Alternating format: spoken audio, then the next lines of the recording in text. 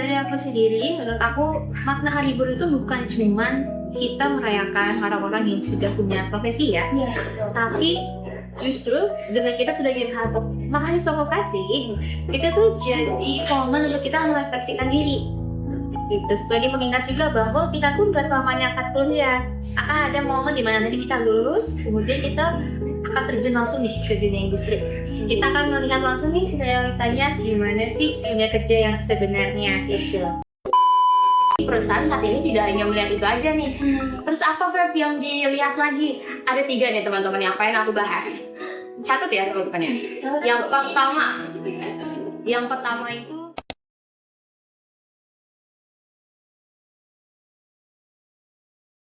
Jadi tanggal 1 Mei itu tentunya bukan sekedar tanggal merah biasa, tapi ini adalah momen di mana kita mengingat perjuangan para pekerja di Indonesia. Tentunya sebagai refleksi juga untuk kita, mahasiswa vokasi ini dalam mempersiapkan diri untuk masuk ke dalam dunia kerja. Gitu. Betul banget. Nah, di podcast hari ini kita akan membahas topik yang dekat banget sama kita sebagai mahasiswa, khususnya mahasiswa vokasi. Betul. Nah, kurang lebih dasar kita pada kali ini itu adalah bukan sekedar membahas hari buruh, tapi tentang gimana kita sebagai mahasiswa vokasi ini siap menghadapi dunia kerja. Terus skill apa aja yang kita persiapkan untuk menghadapi dunia kerja gitu.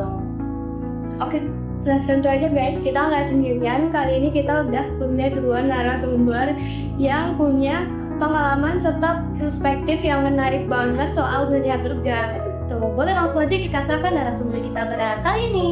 Halo Kak. Halo. Kenalin dulu nih ke teman-teman semua. Oke, halo sobat muda, kenalin aku Febiana Najla, biasanya dipanggil Febi, mahasiswa program studi komunikasi digital. Salam kenal. Halo Kak Febi. Halo. Tiga lanjut? Boleh. Oke, halo semuanya. Aku Fatia Maisa Destiana, biasa dipanggil Fatia. Aku mahasiswa program studi administrasi bisnis internasional. Halo Fatia. Langsung aja nih Kak, kita tadi kita udah bilang kita bakal bahas sini yang namanya makna hari buruh, itu juga persiapan hidup kita sebagai mahasiswa vokasi gitu. Dia apa aja sih yang dibutuhkan perusahaan saat ini? Jadi kita akan bahas banyak pada podcast kali ini. Yang pertama nih Kak, menurut kalian apa sih makna hari buruh sebagai kalian mahasiswa vokasi? Mungkin dari Kak Febi dulu. Oke, kalau menurut Febi sendiri, hari buruh ini itu bukan hanya tentang kita memperingati bagaimana orang yang telah bekerja ya, Gitu. tapi hari buruh ini adalah bagaimana kita mempersiapkan diri kita untuk terjun pada dunia itu. Jadi pada hari buruh ini kita kayak lagi dikasih trailer nih, apa sih yang bakal kita hadapi di dunia kerja nanti, dari mulai haknya, kemudian tantangannya dan juga rintangannya itu, sehingga kita bisa mempersiapkan nih dari sekarang apakah diri kita sudah cukup mampu untuk bersaing dengan orang-orang lain pada dunia tersebut. Itu. Oh, Fatia gimana nih kamu Kak, makna hari buruh sebagai kamu yang mahasiswa vokasi sudah? Kalau dari aku sendiri, menurut aku makna hari buruh itu bukan cuma kita merayakan orang-orang yang sudah punya profesi ya, tapi justru dengan kita sudah mahasiswa vokasi, kita tuh jadi momen untuk kita merefleksikan diri. Gitu. Sebagai mengingat juga bahwa kita pun gak selamanya akan kuliah. Akan ada momen di mana nanti kita lulus, kemudian kita akan terjun langsung nih ke dunia industri. Kita akan melihat langsung nih realitanya gimana sih dunia kerja yang sebenarnya gitu. Nah, dengan adanya hal seperti itu, kita jadi punya nih momen berpikir sebenarnya gue udah cukup siap sih untuk terjun langsung ke dunia kerja. Kesiapan mental, kemudian skill-skill yang gue pikir itu udah cukup mumpuni untuk bersaing gitu ya.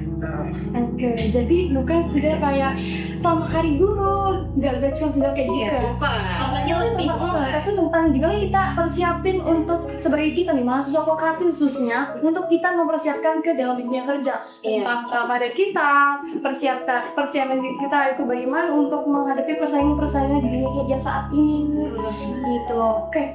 Selanjutnya nih kak, kan tadi sih udah aku tanyain makna libur kakak dan sebagai mahasiswa vokasi. Nah menurut kakak berdua, sebagai mahasiswa vokasi, bisa gak sih kita sebagai mahasiswa vokasi itu disebut sebagai calon pekerja profesional? Nah itu dari kakak dulu nih ya. Oke, kalau menurut aku justru bisa banget. Karena namanya itu kan mahasiswa vokasi ini, dimana kita 70% kita adalah praktik, dan tentu aja kita tuh bisa udah masuk ke dunia industri. Nah, dengan adanya hal itu justru jadi kesempatan yang lebih, itu membuka kesempatan yang lebih besar bagi mahasiswa vokasi untuk bersaing di dunia kerja ini sendiri. Nah, dengan adanya hal itu justru kita sebagai mahasiswa ini, karena tadi yang aku bilang, kita udah punya praktiknya yang lebih besar dibanding teori, tentunya mahasiswa vokasi itu bisa jauh lebih siap nih secara praktisnya dibandingkan dengan mahasiswa lainnya. Dan ini bisa jadi nilai plus profile. Oke, kalau untuk Betty gimana menurut kakak? Kalau menurut Betty sendiri, kita sebagai mahasiswa ini, apalagi tadi seperti yang dibilang sama Kak Fatia ya, kalau misalkan kita ini mahasiswa vokasi, tentunya kita bisa menjadi profesional, walaupun dengan kuliah itu tidak menjamin kita menjadi profesional, namun dengan kuliah itu bisa mendorong kita, membuka peluang kita untuk lebih mendekatkan kita untuk menjadi seorang profesional gitu. Karena pada saat ini kita kan masih mahasiswa, itu kita masih berada di tahap berproses gitu ya. Proses untuk jadi apa? Untuk membuka peluang-peluang kita, mendekatkan kita pada karir yang ingin kita gapai gitu. Sudah kita persiapkan seperti itu kalau menurut tadi. Berarti intinya nih kak, bukan sekedar kayak belajar biasa, cuman kita tuh fokus juga ke teori ya kak. Iya, cuman belajar kita nanti praktik ya. Cuma belajar teori tapi praktik. Jadi nggak cuma apa yang kita pelajari itu nggak cuma kita baca, kita pelajari, tapi kita praktikkan, kita aplikasikan. Apalagi dunia kerja ini banyak banget sebetulnya skill-skill yang emang relevan sama kondisi saat ini gitu. Jadi bisa dibilang mahasiswa vokasi ini cocok banget untuk dijuluki atau bisa disebut sebagai calon pekerja profesional. Apalagi kan Mbak, kalau misalkan kita di kampus vokasi ini, kita kan seperti yang tadi bilang, bukan hanya belajar aja, tapi kita juga ada teori, praktik, project, dan lain sebagainya. Dimana kita itu turun langsung ke lapangan gitu. Nah, hal itu juga bisa menjadi bekal kita nih Kak, jadi portofolio kita juga. Nah, makanya itu yang membedakan kita sebagai mahasiswa kampus vokasi. Agak bangga ya jadi pembicara dari mahasiswa lainnya. Gitu, betul. Jadi kita harus dibangga sebagai mahasiswa vokasi. Karena kita udah dipersiapkan. Gitu. Bersiap desain sama dia kerjaan ya. Nih, aku ada lagi nih. Kapan sih menurut kalian berdua kita sebagai mahasiswa vokasi ini lagi-lagi ya, mahasiswa vokasi untuk mempersiapkan karir kita, untuk mempersiapkan karir kita ke dalam dunia kerja itu seperti apa? Kapan mulainya? Siapa nih? Saya dulu ya? Oh boleh, Feby boleh. Berarti kapan kita mulai mempersiapkan karir kita ya? Iya. Karir itu kan suatu hal yang sangat penting ya untuk dipersiapkan. Kita tuh nggak bisa mempersiapkan karir, membuat planning 1 atau 2 bulan sebelum wisuda nih. Kayak bentar lagi gue wisuda nih, abis itu gue mau ngapain ya? Kan nggak mungkin kayak gitu kan? Betul. Kita harus mempersiapkan dari jauh-jauh hari sebelum hal itu datang gitu. Bahkan kalau bisa sebelum teman-teman yang nonton podcast ini mau masuk kuliah, itu kalau bisa tuh udah direncanain kok itu. Jadi ketika kita menjalani kuliah, kita udah punya pegangan nih, kita udah punya patokan, oh ini arahnya mau kemana gitu. Gue pengen serius di bidang apa, gue nanti kedepannya mau kemana gitu. Karena walaupun kita mahasiswa, kita belajar di kampus, kita juga bisa mencari peluang dan kesempatan-kesempatan di luar kampus gitu loh Kak. Dan itu tuh bisa menjadi pegangan kita ketika kita sudah mempersiapkan, ketika kita udah punya planning, walaupun kita mencoba banyak hal, banyak skill di luar kampus, kita jadi tetap punya pegangan nih, arahnya mau kemana. Akhirnya ini arahnya mau kemana, jadi judul film ya jadinya. Iya gitu. Mungkin kamar dia yang ngomongin Kayak karena itu sih itu betul banget. Jadi yang namanya mempersiapkan karir itu bener kayak yang dia bilang, nggak sih kita sudah 2 bulan. Kita kan hidup ini sekali aja kita kerja, kita langsung jadi CEO. Itu kan jamannya ya. Gitu. Pasti kita akan mulai dari yang jabatan paling bawah dulu nih. Kita mulai dari staff dulu. Gitu. Makanya ini namanya kita training dulu sebelum nanti kita jadi film yang tetap, betul kan? Terus menurut aku sebaiknya kapan sih kita tuh mempersiapkan hari konsisten dari lebih awal lebih baik gitu, karena itu nanti saat kita menentukan karir kita arahnya kemana, itu kan jalanannya cukup panjang banget, dan tentunya di setiap perjalanan itu akan ada banyak hal-hal yang kita nemui, hal-hal yang membuat pikiran kita, aduh kita jadinya A apa B ya gitu. Makanya dari awal kita emang harus punya pilihan dulu, kita harus konsisten, gue mau jadi apa nih rencananya kalau gimana nih. Nanti ketika dihadapkan dengan berbagai pilihan, sebenarnya kita bisa lebih konsisten gitu. Terus nanti seperti yang dari bilang juga menentukan kuliahnya mau kemana, lebih baik lagi kalau dari mau masuk SMA juga udah dibetuin mau SMA atau SMK. Iya, itu juga bukan depannya gimana gitu. Jadi lebih baik dari awal, kemudian nanti tinggal melanjutkan di kuliahnya. Oke, jadi pada intinya kapan sih kita persiapkan ini secepatnya? Betul nih, secepatnya, bahkan sebelum kita dihadapi dengan beberapa pilihan, kita udah harus punya pilihan sendiri. Betul. Kita nggak bingung nanti mau pilih, kita ada pilihan sendiri. Iya. Atau bilang sih, menurut kalian banyak nih dari Gen Z yang kayak udah ikutin alur aja tuh. Tuh kan tuh. Bahaya sih itu. Karena kuliah ini kan suatu masa yang panjang ya, nggak cuma sebulan 2 bulan, kita kuliah itu 3-4 tahun. Kalau misalkan teman-teman cuma sekedar ikutin aja deh, ikutin alurnya, atau ya udah deh teman gue kayak gini, ya udah gue juga kayak gitu aja, itu bener-bener sayang banget asli. Kayak 3 tahun 4 tahun kayak gitu, tapi teman-teman nggak tahu ini arahnya mau kemana. Aduh, teman-teman jadi maksimal. Iya.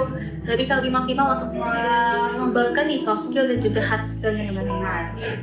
Ya sih, intinya balik lagi, itu harus dipersiapkan kalau bisa temenin, jangan mau cuma ngikutin alur aja. Setidaknya kalian tuh pasti tahu ya kalau jalanan tuh nggak ada jalanan yang mulus semua. Pasti ada yang berkelok, ada batu. Nah setidaknya kalau kalian persiapkan itu, kalian bisa tahu nih gimana cara mendisiplinkan batu tersebut. Tapi ini bukan soal batu. Oke. Batu ada sekel, ada lubang juga ya. Iya. Oke, itu kan tadi saya bayang banget dari akun pertanyaan saya, mungkin dari partner aku ini udah mas 3 pertanyaan mereka ya. Ya kan tadi kan Nurul udah tanya-tanya nih seputar persiapan dunia kerja. Mau nanya nih, kira-kira menurut kakak skill apa sih yang dicari perusahaan saat ini? Boleh dari Kak Putri? Oke, skill yang dibutuhkan oleh perusahaan ya saat ini. Ini Feby bicara dari POV Feby yang pernah PKL ya. Dan kebetulan saat ini Feby juga freelancer. Ya, jadi kalau menurut Feby dari perusahaan itu saat ini tidak hanya memerlukan kandidat yang ahli di akademisnya. Kalau kamu memiliki kemampuan di akademisnya, ya pasti kepake gitu. Tapi perusahaan saat ini tidak hanya melihat itu aja nih. Terus apa Feb yang dilihat lagi? Ada 3 nih teman-teman yang pengen aku bahas. Catat ya teman-temannya. Yang pertama itu skill komunikasi. Komunikasi teman-teman itu sangat penting banget gitu. Dimana kalian menjalin hubungan dengan orang lain gitu, dengan klien, bahkan dengan HRD nanti mungkin ya saat interview. Kemudian yang kedua yaitu adaptif gitu. Karena jujur ya teman-teman, ini kita main pakai bahasa santai aja gitu. Kalau misalkan di perusahaan itu, mereka itu nggak akan mau meluangkan waktunya untuk ngajarin kamu dari nol gitu. Jadi kamu harus berusaha sendiri gimana kamu bisa beradaptasi dengan tugasnya, dengan lingkungannya, bahkan juga dengan sistem yang ada di perusahaan tersebut gitu. Kemudian yang ketiga itu problem solving gitu. Jadi dimanapun teman-teman berada, mau dari prodi apapun gitu loh. Kalau misalkan teman-teman memiliki tiga kemampuan ini, 3 soft skill ini, dari tadi komunikasi, kemudian juga adaptasi dan juga problem solving, percaya teman-teman, perusahaan itu bakal mau menerima kalian aja.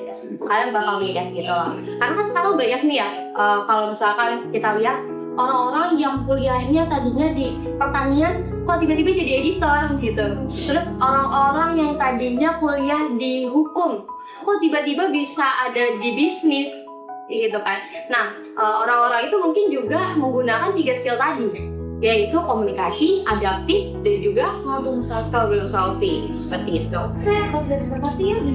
Nah, aku setuju banget sama yang dari Feby bilang ya, komunikasi, kemudian adaptif, dan juga problem solving itu memang penting. Karena Tapi juga ada beberapa hal ini yang mau aku tambahin, kayak misalkan kerjasama tim. Karena kan kalau kita kerja, kita nggak mungkin kerja sendiri ya. Oke, mungkin sampai ada tugas yang memang individu, tapi kebanyakan di dunia kerja itu kita mengandalkan kerjasama tim. Jadi kalau kita nggak bisa membangun komunikasi, kemudian membawa diri kita untuk berhubungan dengan rekan-rekan yang lainnya, itu nanti agak sulit nanti ya.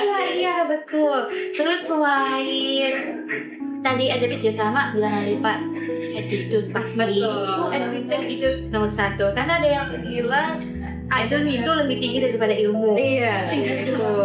Jadi tentu mau di dunia kerja atau di sekolah dimanapun itu adab tetap gitu. Jadi pada intinya ya, aku simpulin ya. Intinya, pada intinya skill apa yang dibutuhkan oleh perusahaan di zaman sekarang? Dari KPP tadi, adaptif, komunikatif, problem solving, tambahin dari kata pihak, attitude. Kita satu lagi Apa itu? kerjasama tim. Iya sama tim, betul. Itu kelima-limanya teman-teman, skillnya emang nggak butuh modal ya. Betul. Itu hanya butuh modal kayak kemauan aja, kita mau nih belajar untuk ini gitu. Iya. Itu gratis, teman bisa belajar itu. Harus dipelajari. Lanjut Kak, selanjutnya nih kita sebagai mahasiswa vokasi kan.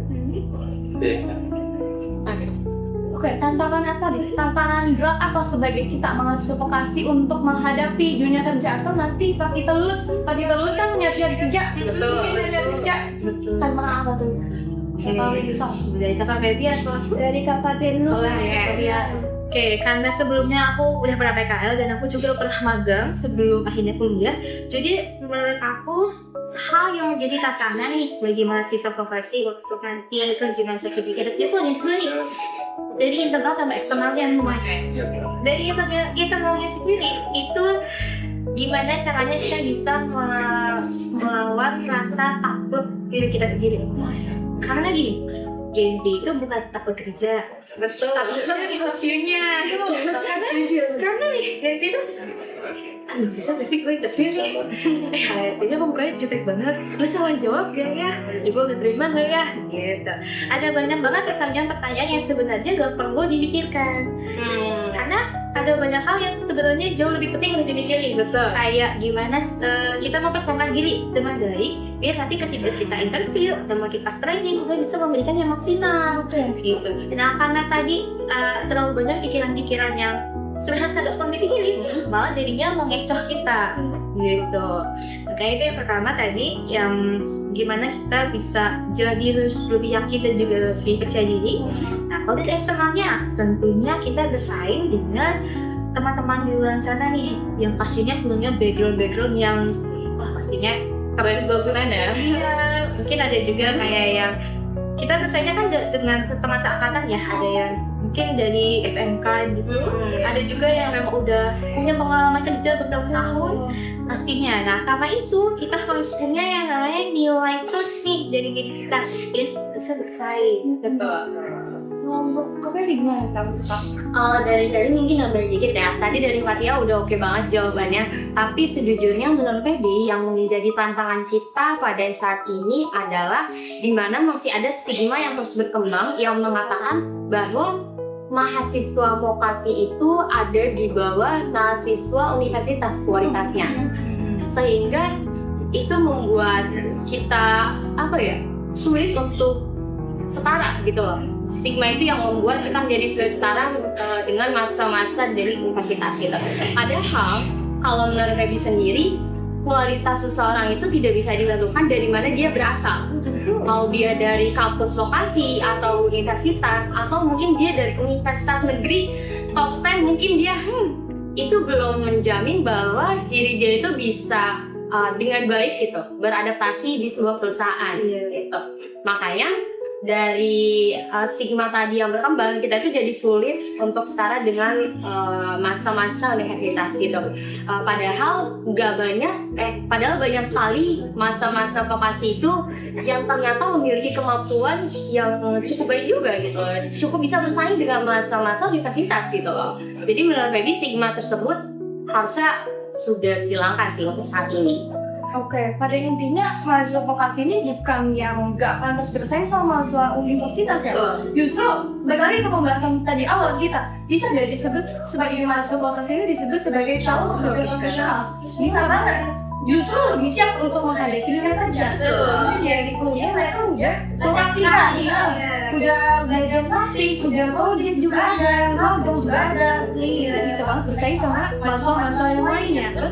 Ya kan? Pekerja-pekerja mungkin udah pengalaman bisa juga kita bersaing sama mereka itu. Betul, setuju. Kali Kak, kayaknya nih hal-hal pertanyaan dari aku yang mungkin sobat-sobat Boski juga penasaran. Gimana caranya kita mengatasi persaingan kita di dunia kerja?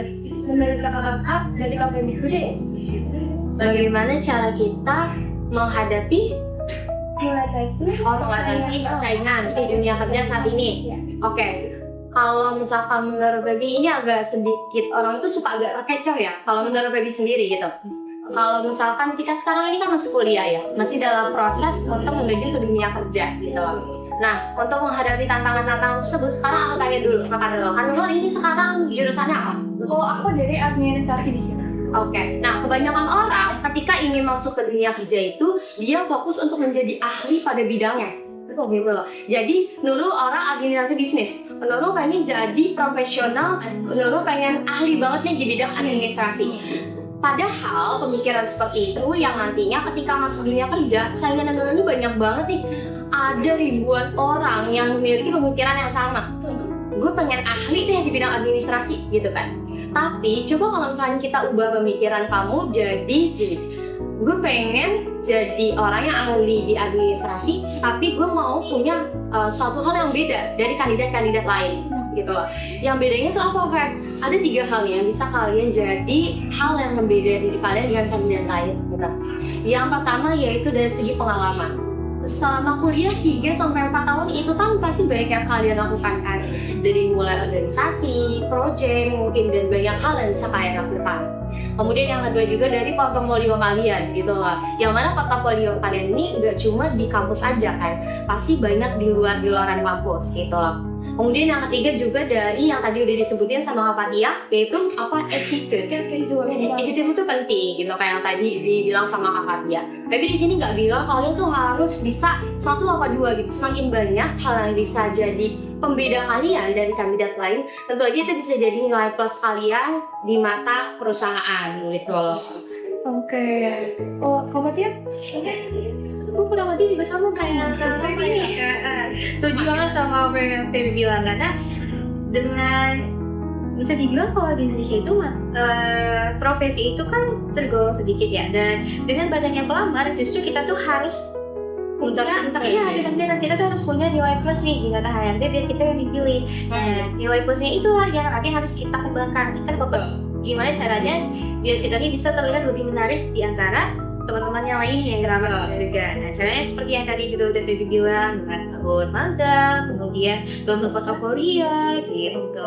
Dan juga tentunya pasti upgrade terus soft skill dan hard skill kita semua. Setuju. Karena kalau misalkan kitanya nggak upgrade, kita juga akan kalah dari teman-teman yang lain. Iya. Aduh, 2020. Semoga adanya materi hari ini bisa menjadi insight atau motivasi kalian juga, mungkin yang udah kerja atau yang belum kerja itu termotivasi untuk apa sih yang perlu kita persiapin untuk menghadapi dunia kerja. Oke, terima kasih teman-teman yang sudah nonton. Sampai ketemu di podcast selanjutnya.